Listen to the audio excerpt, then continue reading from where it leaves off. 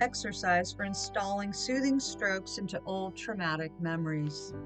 When your parents were the most upset, yelling, raging, threatening, labeling, and judging, your wounded inner child internalized their words the most dramatically. It was at such times that your survival was threatened the most.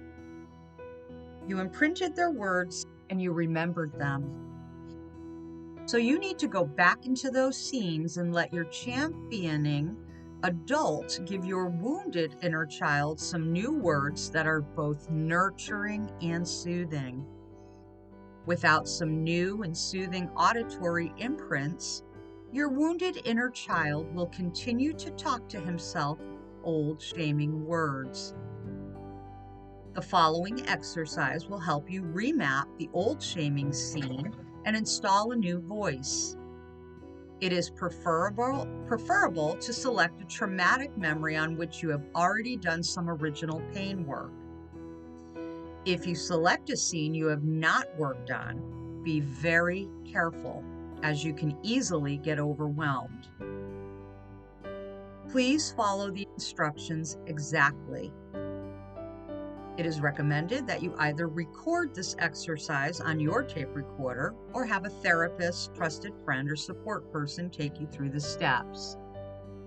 Well, I am recording this for you. Here we go. Step 1. Imagine that the grown-up you is sitting in a movie theater looking at a blank screen. Now look around and notice the details on the walls of the theater. What do you see?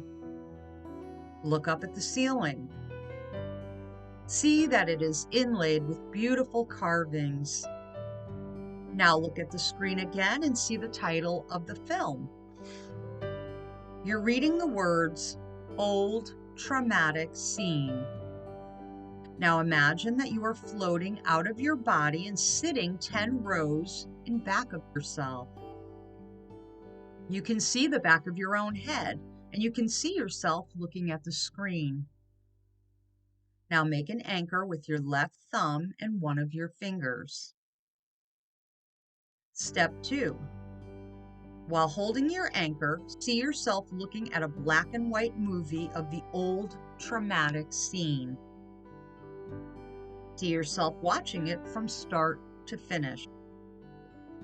This could be a scene from infancy, toddlerhood, preschool, school age. When it's finished, see yourself looking at a still shot of the last frame, which contains a picture of your wounded inner child exactly as he or she appeared in the traumatic scene. You are sitting all alone as your wounded inner child. Step 3.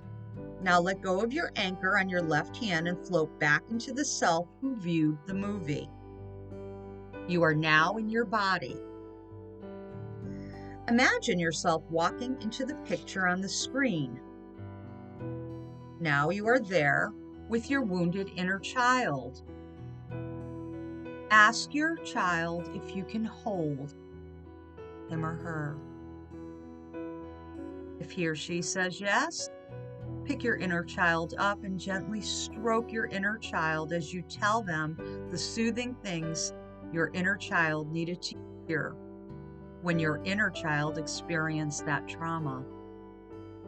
If your inner child doesn't want to be held, just tell that beautiful child the soothing words. Here's an example. I have a traumatic memory in which I was shamed by my grandmother because I was sobbing hysterically over my dad's leaving the house, vowing to get stinking drunk. He and my mom had just had a noisy fight, and I remember being quite terrified.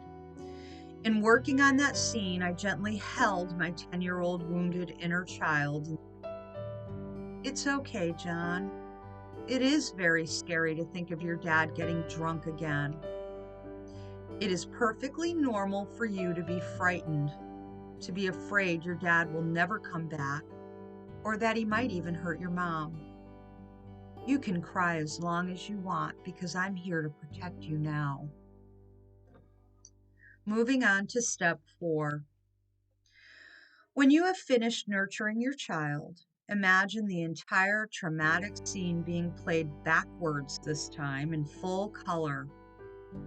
Imagine that you and your wounded inner child are sitting inside the movie as if time had reversed direction. Wait about 10 minutes and then reflect on the old traumatic scene. Do you notice whether it feels any different to you now? Notice whether you can hear the sounds of your new championing voice. If you can't, you need to work on that a little bit more. And just know that a scene can be worked on many times over. Learning how to ask for strokes. You can learn to ask for strokes when you need them, soothing strokes. Most of us were toxically shamed when we expressed a need for soothing strokes. We never learned how to nourish ourselves emotionally. But now you need to give your inner child permission to do just that.